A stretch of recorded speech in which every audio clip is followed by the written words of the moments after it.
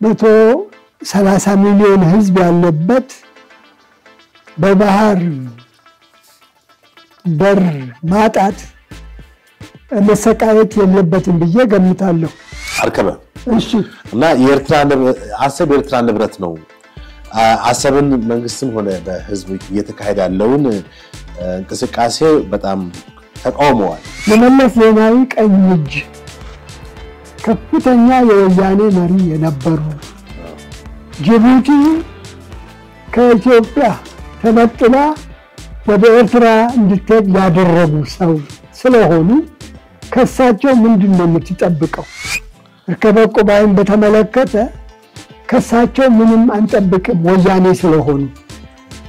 ከወያኔ የምንጠብቀው ነገር የለም። ምክንያቱም ኢትዮጵያንም ለዚህ ደረጃ ያደረሱት እነሱ ናቸው።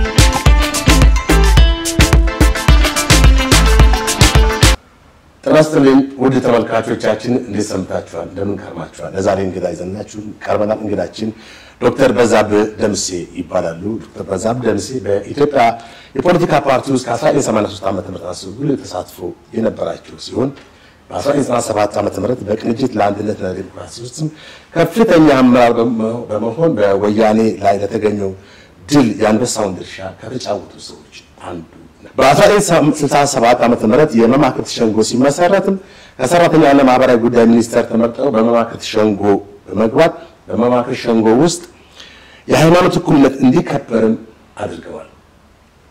በተለይም የእስልምና ሃይማኖት ባህል በእኩል ደረጃ ልክ እንደ ሌሎች ሃይማኖቶች በኢትዮጵያ እንዲከበር ተግባራዊ የሆነም አዋጅ ካረቀቁት 6 ሰዎችም አንዱ ዶክተር በዛብህ ነበሩ። ለአራት ዓመት ደግሞ የመላው ኢትዮጵያ አንድነት ድርጅት ወይም የኢህአዴግ ፕሬዝዳንት በመሆንም ፓርቲውን በቅንነት አገልግለዋል።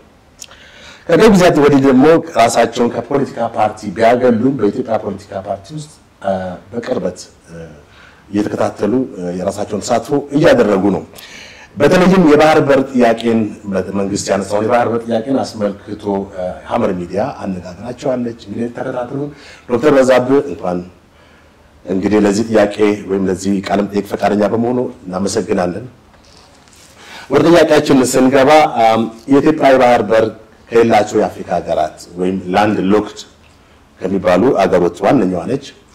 በተለይ ባለፉት 25-26 ዓመታት የባህር በር የሌለን ሀገር ነን። ይሁንና የባህር በር ጥያቄ እንግዲህ ተነስቷል። ለረጅም ጊዜ የጅቡቲን የባህር በር ነበር ስንጠቀም የነበረው። ይህን ጥያቄ እርስዎ በግሉ እንዴት አዩት እስቲ? እንግዲህ የኢትዮጵያ የባህር በርን በተመለከተ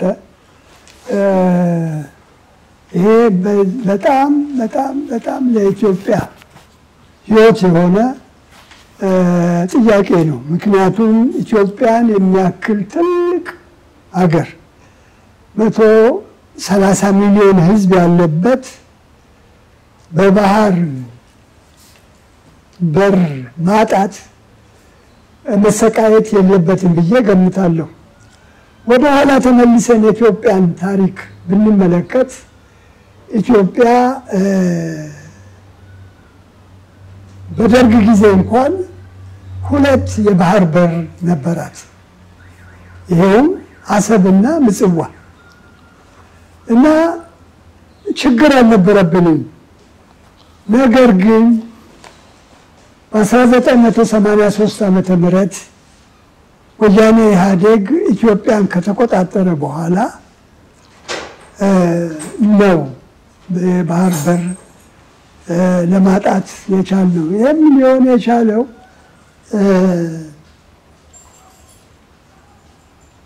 ወያኔ ወደ ስልጣን ከመምጣቱ በፊት ድርድር ይደረግ ነበረ። በዛ ድርድር ውስጥ ማለትም ሻዕቢያና ወያኔ ድርድሩ ውስጥ ነበሩ። በድርድሩ ውስጥ ሻዕቢያ ኤርትራን ለመያዝ ወያኔ ኢትዮጵያን ለመያዝ ሲከፋፈሉ ያን ጊዜ ጠቅላይ ሚኒስትር የነበሩት መለስ ዜናዊ እንደ ኢትዮጵያ መሪነት ይህንን የባህር ጥያቄ በጥልቀት ማየት ነበረባቸው። ነገር ግን ድርድር ሲደረግና ወያኔ ኢትዮጵያን ሻዕቢያ ኤርትራን ሲይዙ የነበሩት ጠቅላይ ሚኒስትር መለስ ዜናዊ አሰብን ተከራክረው ለኢትዮጵያ እንዲቀር ማድረግ ሲገባቸው እንደ ስጦታ ነው ለሻዕቢያ የሰጡት። ምክንያቱም አሰብ ምን ጊዜም የኤርትራ አካል ሆና አታውቅም። ታሪክን ስንመረምር ምን ጊዜም የኢትዮጵያ አካል ነበረች እና አሁን እንግዲህ ወደ ጅቡቲ ጉዳይ ነው ጥያቄ አንተ አሁን የሚመጣው። በቅርብ ጊዜ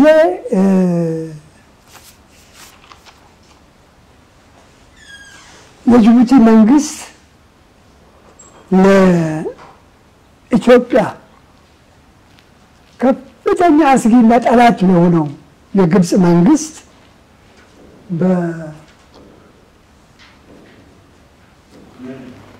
በኪራይ መልክ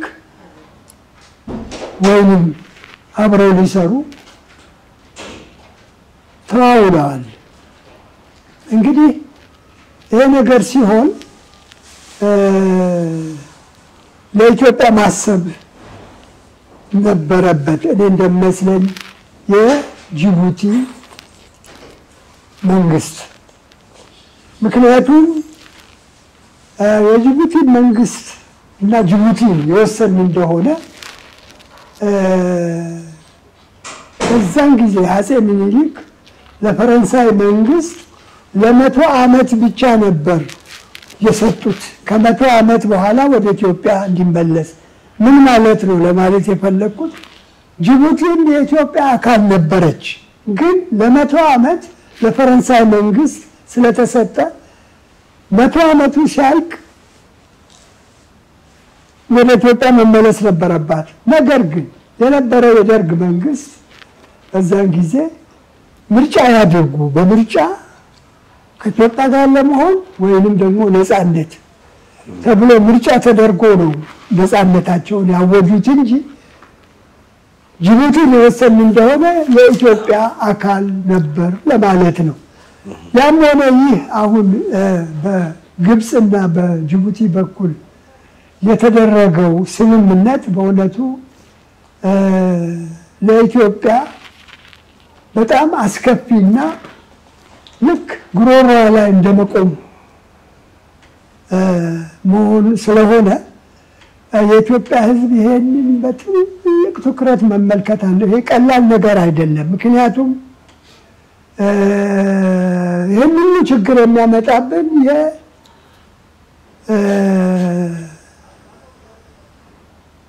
አባይ ውሃ ነው። ግብጾች ይሄን ያህል ጠላት ሆነው እኛን ለማጥቃት የሚፈልጉት አባይን እንግሊዝ ግብፅንና ሱዳንን በሚገዛበት ጊዜ 2 ጊዜ ህግ አውጥተዋል። ያ ህግ ምንድን ነው የሚለው? ያ ህግ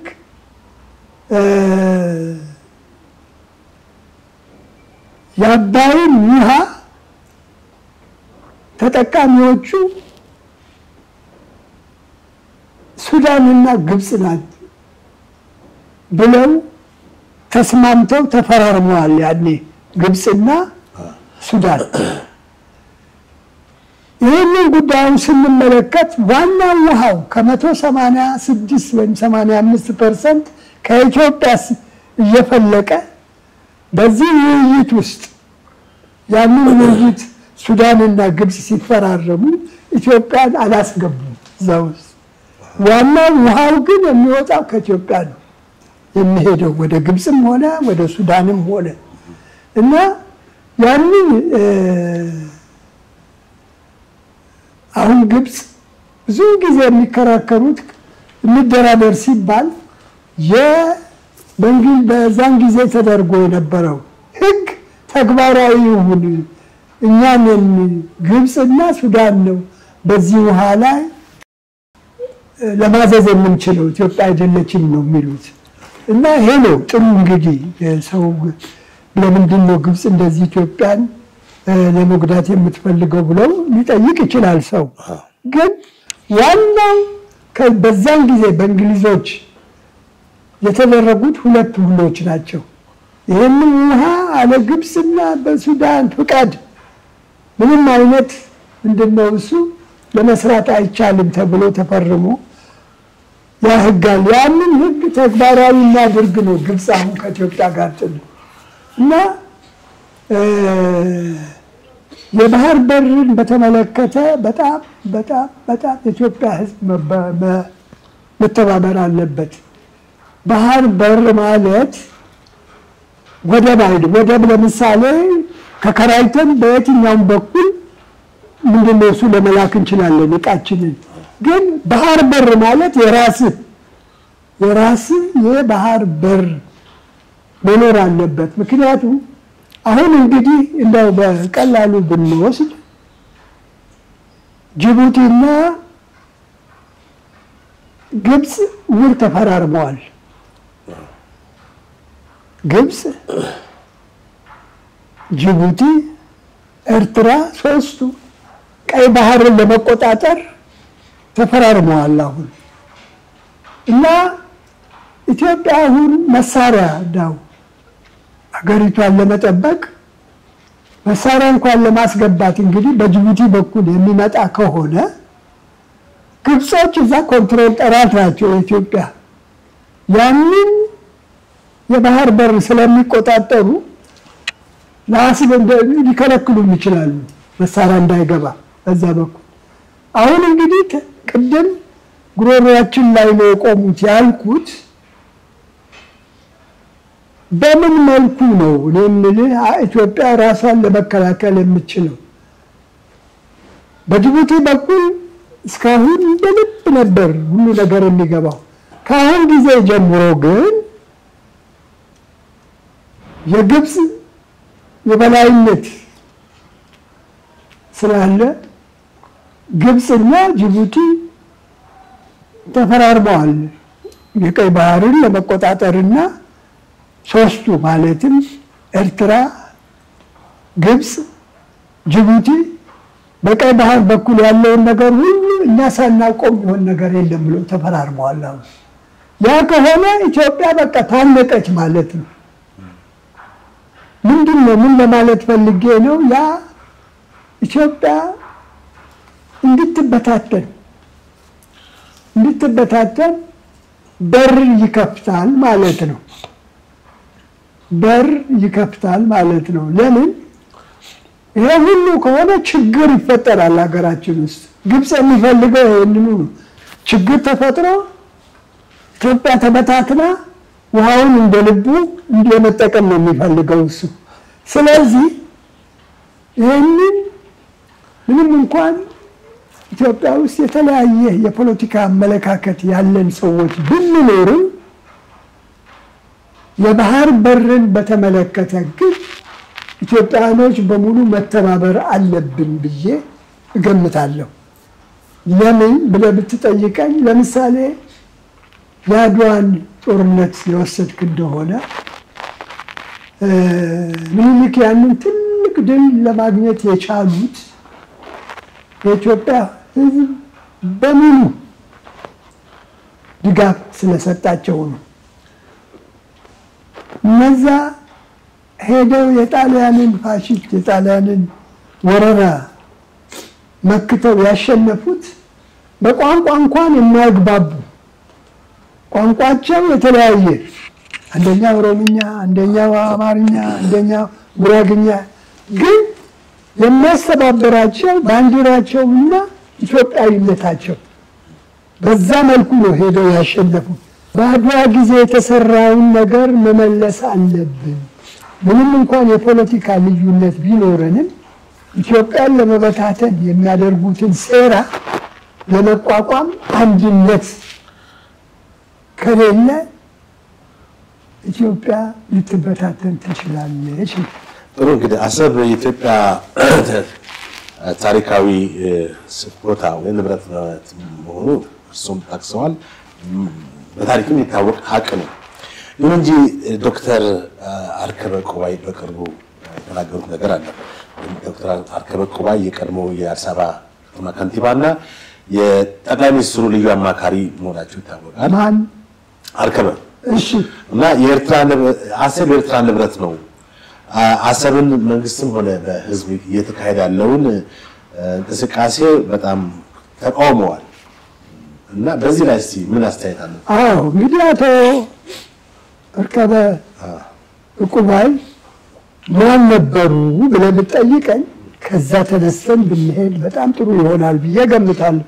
እኚህ ሰው የመለስ ዜናዊ ቀኝ እጅ ከፍተኛ የወያኔ መሪ የነበሩ ጅቡቲ ከኢትዮጵያ ተነጥላ ወደ ኤርትራ እንድትሄድ ያደረጉ ሰው ስለሆኑ ከሳቸው ምንድን ነው የምትጠብቀው? ምክንያቱም ያኔ የወያኔ መሪ ሆነው ከፍተኛ የወያኔ መሪ የፖለቲ ቢሮ አባል ናቸው። መሪ ሆነው አሰብ ለኢትዮጵያ ምንድነው ለኤርትራ እንዲሰጥ አድርገዋል። አሁን ደግሞ ያለው መንግስት አሰብ የኢትዮጵያ ነው ብሎ ሲከራከር ያሳቸው ድሮ ያደረጉትን ነገር ነው የሚያፈርሰው። ስለዚህ አቶ አርከበ ቁባይን በተመለከተ ከሳቸው ምንም አንጠብቅም ወያኔ ስለሆኑ። ከወያኔ የምንጠብቀው ነገር የለም። ምክንያቱም ኢትዮጵያንም ለዚህ ደረጃ ያደረሱት እነሱ ናቸው። ኢትዮጵያ የባህር በር እንድታጣ ካደረጉት ሰው እኒህ ሰውዬ አሁን የጠቀስካቸው ሰውዬ አንዱ ናቸው። ስለዚህ እሳቸው ይከራከራሉ። ያንን ያደረጉትን ነገር አሁንም ለመሸፋፈን ይሞክራሉ። ግን ለኢትዮጵያ ያሰቡ አይመስለኝም። በዛን ጊዜ የነበሩ ጠቅላይ ሚኒስትር መለስ ዜናዊ አንድ ጊዜ ሲናገሩ በቴሌቪዥን ስመለከት ስለ ባህር በር ተነሳና አሰብ አንድ ጋዜጠኛ ሲጠይቃቸው ምንድን ነው ብሎ የመለሱት የግመል ሽንት ይሸናበት እኛ የግመል ውሃ መጠጫ አድርጉት እኛ ተከራይተን ከሌላ ቦታ ምንድን መቼ ኢትዮጵያን የሚመራ ሰው የራሱን ሀብት ሰጥቶ እንደገና ተከራይቶ ለመኖር የሚከራና መለስ ዜናዊ አንዱ የተጠያቂ ኢትዮጵያ የባህር በር እንድታጣ ካደረጉት ሰዎች ዋና መሪያቸው ናቸው እሳቸው። ስለዚህ ከአቶ አርከበ ቁባይም ሆነ ከአቶ መለስም ምንም አንጠብቅም። ለኢትዮጵያ ይሄን ያህል የሚያስቡ ሰዎች አይደሉም። ጥሩ እንግዲህ አሁን በመንግስትም በህዝብም ከፍተኛ የባህር በር የማግኘት ፍላጎት እንቅስቃሴም እየተካሄደ ይገኛል። ምናልባት ይህንን የባህር በር የማግኘት አክሰሳችን ምን ያክል ነው? እንዴትስ ነው የምናገኘው? በጦርነት ነው? በሰላማዊ መንገድ ነው? ለምሳሌ አሰብን በምን አይነት ሁኔታ እናገኝ እንችላለን? አሁን ከኤርትራ መንግስት ጋር ያለን ግንኙነት የሻከረ ነው እና እንዴት ነው ልናገኝ? አዎ እንግዲህ ይሄን እንደዚህ መጫወቻ ልንሆን የቻልንበት ዋናው ምክንያት ያለው መንግስት ደካማነት ነው። ደካማ እንዴት ነው ደካማ የሆነው ብትለኝ አሁን አንድ ኢትዮጵያ አለች። ትግራይ የሚሉት ክልል አለ። ኢትዮጵያ ውስጥ የሚኖሩ ክልሎች ሁሉ የኢትዮጵያን ሕግ ማክበር ነበረባቸው። የኢትዮጵያን ሕግ መቀበል ነበረባቸው። ለምንድን ነው ይህንን አሁን ለመናገር የፈለግኩት? እንደ ፖለቲካ ፓርቲ ወያኔ እንዲመዘገብ ሕጉ ይደነግጋል። እነሱ ያንን ሁሉ ህግ ተጻረው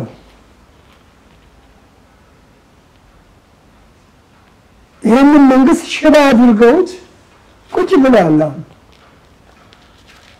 ትግራይ የተለየ ከኢትዮጵያ የተለየች አካል አይደለች፣ ኢትዮጵያ ነች። ሌላው ኢትዮጵያ የሚከበሩ ህጎች በሙሉ እዛም መከበር ነበረባቸው።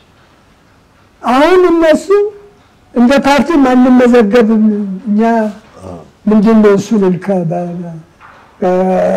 ነበርን ከዚህ በፊትም አሁን አስፈላጊ አይደለም ብለው እየተከራከሩ ነው። ግን አንድ ሰው አንድ አገር ውስጥ ሲኖር የዛን አገር ህግ ማክበር አለበት። እሱንም አልተቀበሉትም እነሱ እና ምንድነው ለምንድነው ደካማ ነው መንግስት ብለህ ተናገርከው ብለህ ብትነግረኝ ይሄንን እንኳን ለማስከበር አይቻልም። መንግስት እንደመሆኑ መጠን ማስከበር ነበረበት። ይሄንን እንኳን እዛ ዝም ብሎ የፈለጉ ወያኔዎች ኢትዮጵያን ለመበታተን እየታገሉ ነው።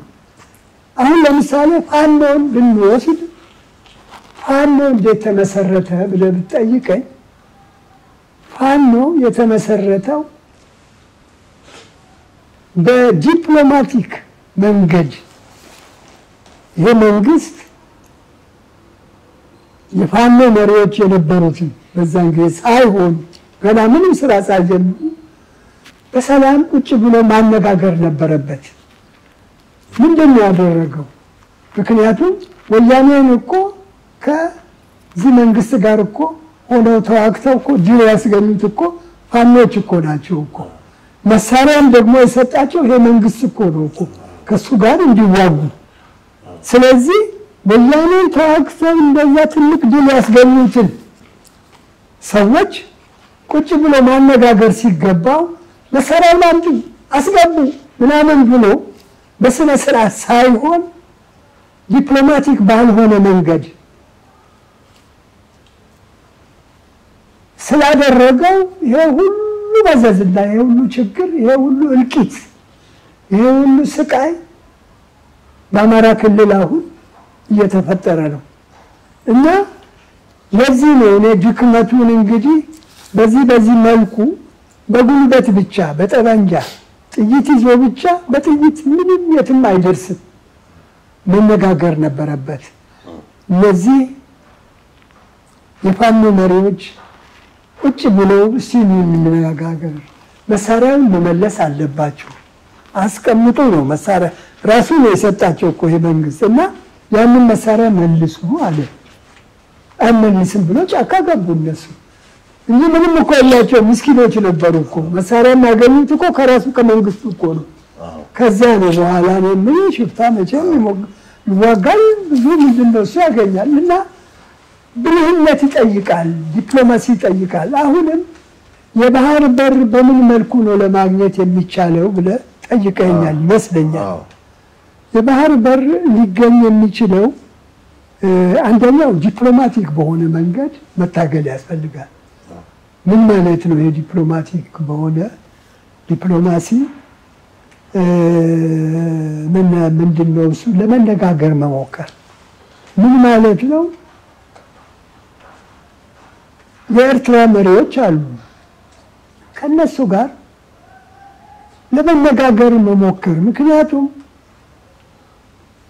ኤርትራኖችንና ኢትዮጵያኖችን ብትወስድ በባህልም ሆነ በብዙ ነገር በጣም እንቀራረባለን። ኤርትራ ደግሞ በጉልበት በጦርነት ወደ ኢትዮጵያ የመጣች አይደለም። የተባበሩት መንግስታት ተነጋግሮበት በተባበሩት መንግስታት ብዙ ጥናትና ምንድነው እሱ ተደርጎ ነው ፌዴሬሽን የሆነችው። ምን ብላ አይደለም ፌዴሬሽን መጥተው ምንድነው እሱ ዓለም አውቆ ነው ፌዴሬሽን የሆነችው። እና አሁንም ቢሆን ኢትዮጵያና ኤርትራ በተቻለ መጠን በፌዴራልም ፌዴሬሽን መልክ ወይንም በሌላ ኮንፌዴሬሽን የሚሉት ነገር አለ። በሱም ቢሆን የተሻለ መግባባት ቅድም እንዳልኩት ባህላችን በብዙ ነገር ስለምንመሳሰል አብረን ብንሆን ኢኮኖሚያችንን በደንብ ያድጋል። የኢትዮጵያም ወይም ኤርትራም የተሻለ የኑሮ ደረጃ ላይ እንደርስ እንችላለን። ለምንድን ነው ይሄንን የምለው? ለመሳሪያ፣ ለጦርነት፣ ለመገዳደል የምትጠቀመውን ገንዘብ ለቁም ነገር ለሰው ልጆች መሰረታዊ ነገሮች ማለትም ስራን ሰው እንዲያገኝ፣ ምግብ እንዲያገኝ፣ መኖሪያ እንዲያገኝ ላይ ታውለዋለህ። ያንን ገንዘብ ማለት ነው ለጦርነት የምታውለው እና ለመነጋገር መሞከር ይኖርብናል። ያ የማይሆን ከሆነ ግን ወደንም ጠላንም ኢትዮጵያ የባህር በር ያስፈልጋታል። ቅድም ነግሬሃለሁ። ጅቡቲም መሬቱ የኢትዮጵያ ነበር ከመቶ ዓመት በፊት ለፈረንሳይ ህጉ ምንድነው እሱ አለ ያ የተፈራረሙት ከምኒልክ ጋር ለመቶ ዓመት ተብሎ። ከዛ በፊት ግን የኢትዮጵያ መሬት ነበር። ጅቡቲ አለ፣ አሰብ አለ። እንግዲህ ይሄ ሊወስን የሚችለው ያ ያለው ስልጣን ላይ ያለው መንግስት ነው ምን ማድረግ እንዳለበት። ግን ወደድንም ጠላንም ኢትዮጵያ የባህር በር ያስፈልጋታል። ይሄ ቅድም ለማለት የሞከርኩት የኢትዮጵያ ህዝብ የተለያየ የፖለቲካ አመለካከት ቢኖርም ያንን በዚህ የባህር በርን በተመለከተ ወደ ጎን ትተን የፖለቲካ ልዩነታችንን ትግል ማድረግና ኢትዮጵያ የባህር በር እንድታገኝ ማድረግ ግዴታችን ነው ብዬ አምናለሁ። ምናልባት ይሄ ነገር በቅርብ ይሳካል ብለን እንጠብቃለን። አቤት በቅርብ ይሳካል የባህር በር ማግኘታችን ሁኔታ እንዴት ማለት እውን ይሆናል ወይ? እውን ይሆናል ብዬ አስባለሁ። አይደል? ቅድም እኮ ያልኩህ እኮ አስረድቻለሁ። ምንድን ነው ያልኩት? መጀመሪያ ከኤርትራ መንግስት ጋር መነጋገር ያስፈልጋል። ቁጭ ብሎ ለመነጋገር ሰክኑ በሰላማዊ መንገድ የሚፈታበትን መንገድ መሞከር እስከ መጨረሻው መታገል ያስፈልጋል። ምክንያቱም ጦርነት ለኛም ለሌሎችም አይጠቅም። ቅድም ብያለሁ። ለጦርነት የምናውለው ሰላማዊ መንገድ ለሰላም ልናውለው እንችላለን። ስለዚህ ከነሱ ጋር ለመነጋገር መሞከር የሚቻል ከሆነ ውሳኔውን እንግዲህ ያለው መንግስት ነው ሊወስን የሚችለው። ምክንያቱም ኢትዮጵያ ያም ሆነ ይህ ቅድም ነግሬያለሁ ባህር በር ያስፈልጋታል። ወደብ የሚከራይ አይደለም። የሚከራይ ሞልቷል። እንትን ለመከራየት ይችላል። ምንም ችግር የለም። የራሷ የባህር በር የራሷን የባህር በር ሲኖራት ነቢ ይኖራታል። ብዙ ነገር ለማድረግ ትችላለች ማለት ነው። አሁን እኮ ቆልፈውታል እኮ ኤርትራ፣ ጅቡቲ እና ግብጽ ቀይ ባህርን እንቆጣጠራለን። ሌላ ኢትዮጵያ ባንድ አይገባም ማለት ኢትዮጵያን ከድሮ ጀምራ ቀይ ባህርን ስትቆጣጠር የነበረ ነው። ስለዚህ ማሰብ ያስፈልጋል። ጭንቅላት ይጠይቃል። መወያየት ያስፈልጋል።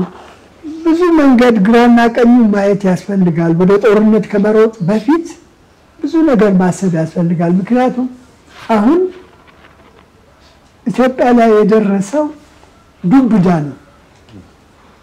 ጅቡቲ ጅቡቲን ብትወስዳት አስታውሳለሁ በደርግ ጊዜ የአሁኑ ፕሬዝዳንት አይደለም ከዚህ በፊት ሁሴን ጋሌን አንድ ፕሬዝዳንት ነበሩ ሞተዋል። አሁን ከዚህ ከአሁኑ ፕሬዝዳንት በፊት የነበሩት በደርግ ጊዜ ይመጣሉ አዲስ አበባ ይመጡና ከፕሬዝዳንቱ ጋር ውይይት ሲያደርጉ ክቡር ፕሬዝዳንት የጅቡቲ ህዝብ በጣም ተቸግሯል። በጣም ስለተቸገረ 25% እንኳን እቃዎች የሚወጡትም ሆኑ የሚገቡት በእኛ በኩል ምን ማለት ነው ይሄ? ያኔ ኢትዮጵያ ሁለት በር ስለነበራት ጅቡቲን አትጠቀምም ነበር። አሰብንና ምጽዋን ትጠቀማለች። ጅቡቲ ምንም ኢትዮጵያ ከሌለች ጅቡቲ የለችም ማለት ነው። አሁን ነው መሬት እያከራዩ ምናምን ማለት የጀመሩት እና ያንን እስከዚህ መለመን ደርሰው 25% የተስማሙበት ጊዜ አለ። ያኔ ኢትዮጵያ ለጅቡቲ ባለውለታ ነች። ሌላ ደግሞ ወሰድክ እንደሆነ ከ185 የሚበሉት የሚጠጡት ነገር ከኢትዮጵያ በድሬዳዋ በኩል ጫቱ ምንም በቀን ስንት ጊዜ ነው የሚገባው? ምግቡ ምኑ እና ኢትዮጵያ ከሌለ ጅቡቲ የለችም ማለት ነው። ግን እነሱ ከግብፅ ጋር ሄደው አሁን ዘመዳሞች ሆኑ። እንግዲህ ባለውለታ አንድ ሰው ይሉንታ መመልከት ነበረበት እና ኢትዮጵያ ከሌለ ጅቡቲ ራሷ የለችም ማለት ነው።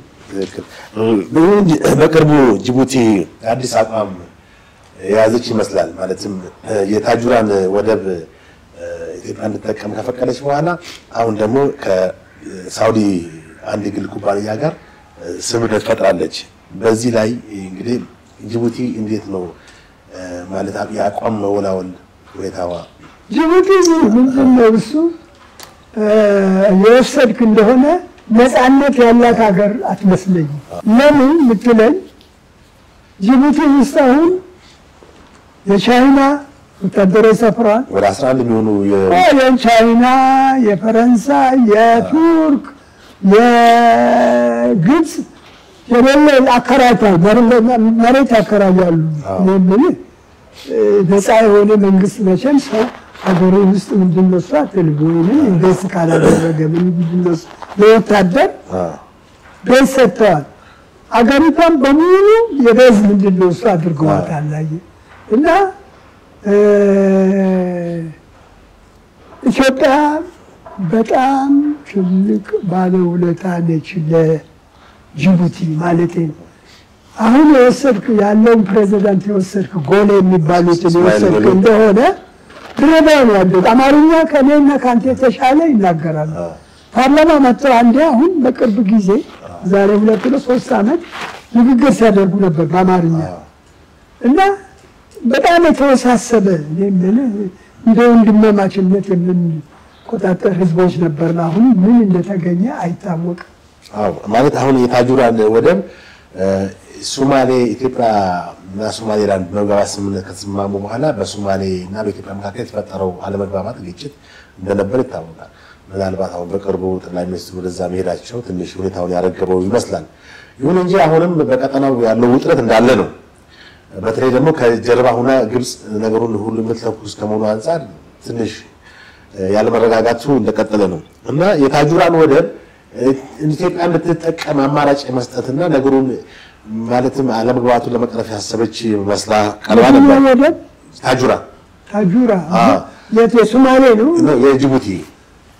አሁን ግን ከሳውዲ አረቢያ ጋር የታጁራን ወደብ ለመስማማት ለመጠቀም ስምምነት ፈጠረች። ሳውዲ አረቢያ መንግስት እንዲጠቀምበት በሳውዲ ሬድሲ ጌትዌይ ኢንተርናሽናል ካምፓኒ የተባለ አንድ የሳውዲ መንግስት ኩባንያ የኮንስትራክሽን ኩባንያ የታጁራን ወደብ እንዲያለማም ፍቃድ ተሰጥቶታል። ይሄ መግባቢያ ስምምነትም የኢትዮጵያ ውስጥ ያለው ነው ጅቡቲ ውስጥ ያለው አሁን ይሄ ራሱ የጅቡቲ ከኢትዮጵያ ጋር ያላትን እንትን አለዝቦ ምንድነው እኮ እነዚህ ሰዎች እኮ ለኢትዮጵያ በጣም አሁን ነው ትንሽ እንደምረገብ ያለው እንጂ ኢትዮጵያ እንድትኖር አይፈልጉም። ምክንያቱም ፖቴንሻሊ ኢትዮጵያ አቅሟ ወደፊት የት እንደሚደርስ ያውቃሉ። ምክንያቱም ፖቴንሻሊ ያልኩ ብዙ ነገር ከመሬት ውስጥ አልወጣም ኢትዮጵያ ገና። አሁን በቅርብ ጊዜ ደግሞ ጋዝ ከፍተኛ የጋዝ ክምችት ተገኝቷል ኡጋዴን ውስጥ ይህንን ያውቃሉ። ሌላም ብዙ ሚነራል ሪሶርስስ አለ ኢትዮጵያ ውስጥ። ያንን የኢትዮጵያን ፖቴንሻሊቲ ስለሚያውቁ ኢትዮጵያ አንድ እንዳትሆንና ልክ እንደ ሌላው አውሮፓ ውስጥ አሁን የተበታተኑ ሀገሮች አሉ።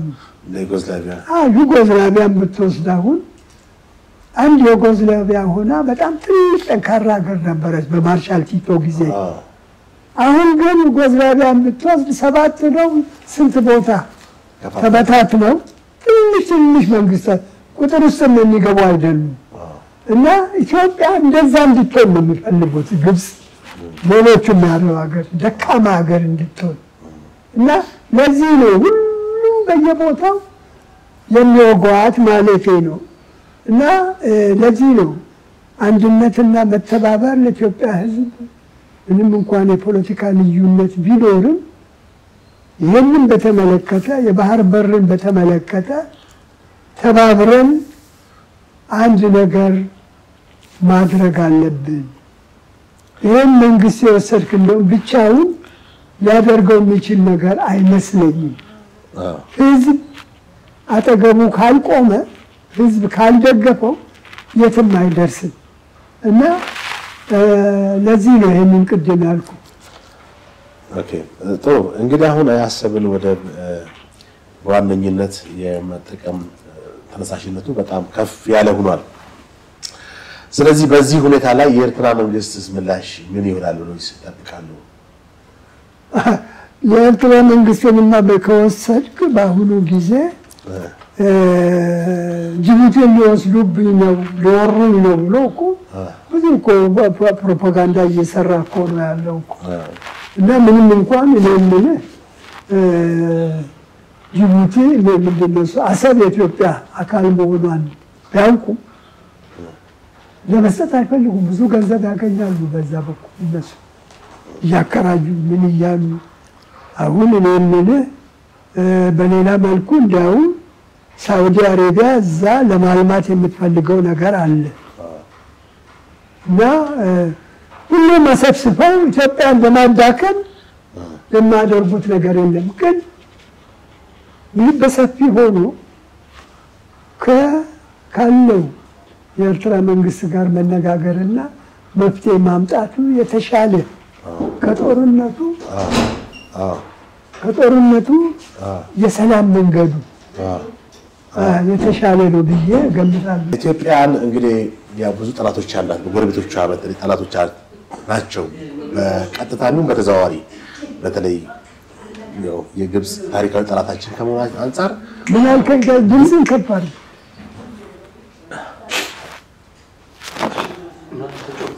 እሺ ኢትዮጵያ ያው ብዙ ጠላቶች እንዳላት ይታወቃል።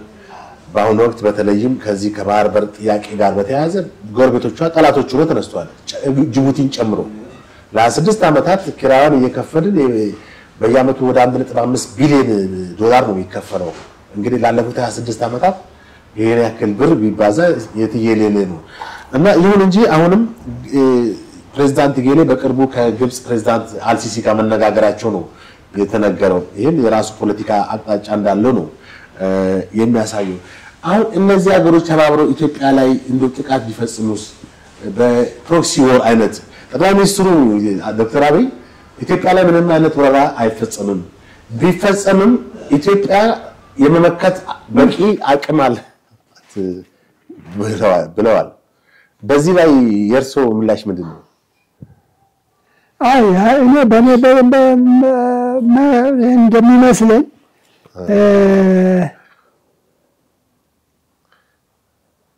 ዝም ብሎ በወሬና በፕሮፓጋንዳ የሚሆን ነገር የለም እና መደረግ ያለበትን ነገር ቁጭ ብሎ ማሰብ፣ ወደ ጦርነት ከመሮጥ ነገሮችን በሰላማዊ መንገድ እንዲመጣ ጥረት ማድረግ ሰላማዊ መንገድ ነው ለህዝብ ለኢትዮጵያም ሆነ ለኤርትራም ሆነ ለሌላው የሚጠቅመው ሰላማዊ መንገድ ነውና የሚወር ኢትዮጵያን ለምን አይወሩም? ኢትዮጵያን ምን ጦርነት ከሆነ ይወራሉ። እና ማሰብ ያለብህ አንተ ጦርነት ስታደርግ ኢኮኖሚውን ነው። አሁን ኢኮኖሚውን የወሰድክ እንደሆነ በአሁኑ ጊዜ የኢትዮጵያ ህዝብ ከመኖር ወደ አለመኖር የደረሰበት ጊዜ ነው ኢኮኖሚካሊ። ጦርነት ከሆነ ደግሞ የባሰ ስቃይና ችግር ነው የሚደርስበት። ስለዚህ ለዛ መፍትሄ መፈለግ ይኖርበታል። ለምሳሌ የወሰን እንደሆነ የፋኖን ነገር የኦኔግን ነገር የወሰድክ እንደሆነ ከነዚህ የኢትዮጵያውያኖች ከሆኑት አካላት ጋር በመነጋገር በንግግር በሰላማዊ መንገድ መፍትሄ ለማግኘት መሞከር አለብን። ጦርነት የትም አያደርስህም። ምክንያቱም በጦርነት የሚመጣ ሰላም ዘላቂነት የለውም። በመነጋገር በመግባባት የሚሆን ነገር አገሪቷም እድገት እንዲኖራት የኢኮኖሚ ብልጽግናም እንዲኖር ህዝቡም በሰላም ገብቶ እንዲወጣ ማድረጉ ነው የሚጠቅመው። ጦርነት የትም አያደርስም እና ሰላምን ለማምጣት መነጋገር አሁን እንዲህ ያለው ፋኖም ሆነ ኦኔግም ሆነ ሌሎቹ ማነጋገር አለብን። ምንድን ነው ችግራችን? ምን እናድርግ? ከዛ ሌላ ደግሞ የህዝብን ድምፅ ማዳመጥ ያስፈልጋል። ህዝብ ምን ይላል? ምክንያቱም መንግስት እንደ መንግስትነቱ በሀገር ውስጥ የሚሰራውን ነገር ሁሉ ያውቃል። ያንን የህዝብን ፍላጎት ምንም እንኳን 100% ለማሟላት ባይችልም በመጠኑም ቢሆን የህዝቡን ኑሮ ለማሻሻል መሞከር አለበት። ሁሉ ጊዜ ጦርነት፣ ሁሉ ጊዜ የምን ኢትዮጵያን ኖር የሌለ ምናምን ከማለት በሰላም ተነጋግሮ መፍትሄ ማግኘቱ ይጠቅማል ማለት ነው። ጥሩ እንግዲህ ጥያቄውን ወደ ማገባደዱ ደርሻለሁ። አሁን አጠቃላይ በአገሪቷ ላይ በተለይ በህብረተሰቡ የሚነሱ ሮሮች አሉ። የዚህ የኑሮ ውድነቱ አለ። በህብረተሰቡ ላይ ደግሞ እየተካሄዱ ያሉ መፈናቀሎች አሉ። ቤቶች እየፈረሱ ሰዎች ያው እየተፈናቀሉ ነው ከየቦታው። የመንግስት በእርግጥ ለሚፈናቀሉ ቤቶች ካሳ ይሰጥ እንደሆነ እየተናገረ ነው። ይሁንና በዛው መጠን ይህንን ያላገኙ ሰዎችም እንዳሉ ይነገራል። እንደገና ደግሞ የሰላምና የጸጥታ መደፍረስ ራሱ የቻለ ችግር ነው። አሁን በተለያየ የአገሪቷ ክልሎች የሚታገቱ ሰዎች አሉ። ታግተው ይሄን ያክል ሚሊዮን ብር አምጡ መንግስት ባለበት ሀገር የሆኑ ሽፍቶች ያገቱ ሰዎችን 2 ሚሊዮን 3 ሚሊዮን ብር የጠየቁ ባሉበት ሁኔታ ነው። በጣም ብዙ ሰው በምሬት ላይ ነው። አጠቃላይ ይህንን አስመልክቶ እንደ ፖለቲካ ፓርቲ አመራር ምንድን ነው መደረግ ያለበት? አሁን ትልቁን ነገር እንደውም መነሳት ያለበት ነገር ነው። ግብፅንም ብትወስድ ጅቡቲንም ብትወስድ አሁን እንደዚህ አብረው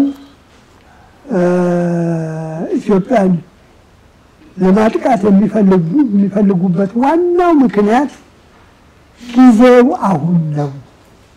ይህንን መንግስትም ሆነ አሁን ኢትዮጵያ ተብላ አንድ ላይ ያለችውን ማፈራረስ የምንችለው በአሁኑ ደካማ ሁኔታ እያዩ ስለሆነ ጊዜው አሁን ነው ኢትዮጵያን ለማፈራረስ ብለው ነው አሁን እኮ የተነሱት እንጂ ጅቡቲ ምንጊዜም ከኢትዮጵያ ጋር ትቆም ነበር። ምንጊዜም የመጀመሪያ ጊዜ ነው እንደዚህ። አሁን ዋነኛ የኢትዮጵያ ጠላት የሆነው ኢትዮጵያን ለዚህ ደረጃ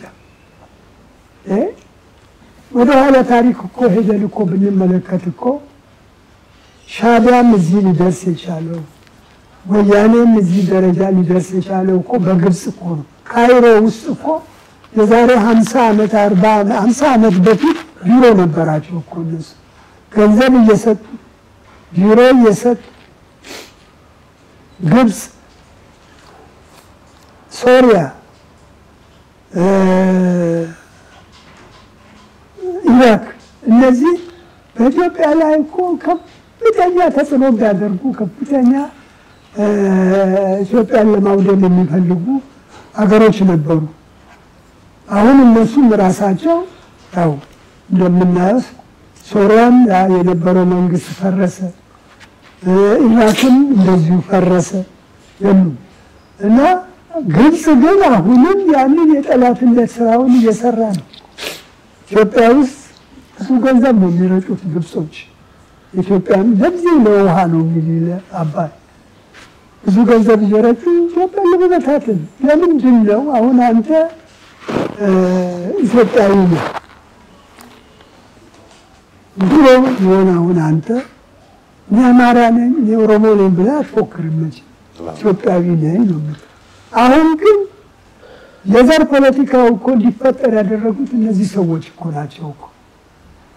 የዘር ፖለቲካ ለኢትዮጵያ ያወድማታል። እኔ ብዙ ጊዜ ላለፉት 30 ዓመታት ተናግሬያለሁ። በዘርና በቋንቋ ላይ የተመሰረተ አዋጅ ህግ ኢትዮጵያን ይበታትናታል ብያለሁ ብዙ ጊዜ። አሁንም ያንን እየሰሩ ነው ኢትዮጵያን ለመበታተን። ከውጭ ያለውን ፕሮፓጋንዳ ታውቃለህ። በጣም ከፍተኛ ፕሮፓጋንዳ በውጭ እንዲደረግ ማን ነው ገንዘብ የሚሰጠው? ግብጽ፣ ሌሎቹም እኮ ናቸው እኮ። እነዚህ እኮ በቴሌቪዥን በምን የምታያቸው እኮ እየተደጎሙ እኮ ፕሮፓጋንዳ የሚነዙት። እና ምን ለማለት ፈልጌ ነው፣ ይሄ ባህር በርን በተመለከተ ህይወታችን ስለሆነ መተባበር አለብን። እና ያለው መንግስት ደግሞ ሁልጊዜ የጦርነት አዋጅ የጦርነት ታምቡር ከመምታት ተቆጥቦ በሰላማዊ መንገድ ነገሮችን ሊፈታ ቢሞክር ይበጃል ብዬ ገምታለሁ። ከዛ ሌላ ደግሞ የህዝብን ኑሮ ቅድም ብያለሁ። በአሁኑ ጊዜ የኢትዮጵያ ህዝብ ከመኖር ወደ አለመኖር የደረሰበት ጊዜ ነው። ለምሳሌ ጡረታ ልትወስድ በደርግ ጊዜም ሆነ በዚህም ጊዜ ጡረታ የወጡ ሰዎች 100 ብር ምናምን እናገኙ ነበሩ። አሁን እንኳን ትንሽ የተሻለ ነው ይመስለኛል። እንዴት አድርገው ይኖራሉ? ለምን 1000 ብርስ ብታገኝ 10,000ስ ብታገኝ አይበቃህም? አሁን ይሄ ቤት አለ። ይሄን ቤት የዚህን አይነት ቤት ለመከራየት 35,000 ብር ያስፈልጋል። ለቤት ኪራይ ብቻ 35,000 ብር የምትከፍል ከሆነ ስንት ሺህ ብታገኝ ነው ማለት? ስንት መቶ ብታገኝ ነው ማለት? ትራንስፖርት አለ፣ ምግብ አለ፣ ብዙ ነገር አለ። ያንን የኑሮውን ሁኔታ ማሻሻል ጥረት ማድረግ ይኖርበታል። ሁሉ ጊዜ ስለ ጦርነት ከማሰብ የህዝብን ደግሞ ኑሮ ቢያስብ ጥሩ ነው ብዬ ገምታለሁ። አመሰግናለሁ ዶክተር በዛብህ ደምሴ ሰፊ ማብራሪያ ሰጥተውኛል። አነሳው ጥያቄ ሁሉ በቂ መልስ ሰጥተውኛል። ወደ ተመልካቾቻችን እንግዲህ ከዶክተር በዛብህ ደምሴ ጋር ባደረግነው ቆይታ በጣም ጠቃሚ መረጃዎችን እንዳገኛችሁ ተስፋ አደርጋለሁ። በተለይም በወቅታዊ ኢትዮጵያ የባህር በር ጥያቄ አስመልክቶ ለነሳናችሁ ጥያቄ ሰፊ ማብራሪያ ሰጥተውናል። እንዲሁም በኢትዮጵያ ዘላቂ ሰላም እንዴት ይመጣል ለሚለውም ጥሩ ምላሽ ሰጥተውናል። ፕሮግራሙን አዘጋጅቼ ያቀረብኩላችሁ ጥላሁን መልካም ውሎ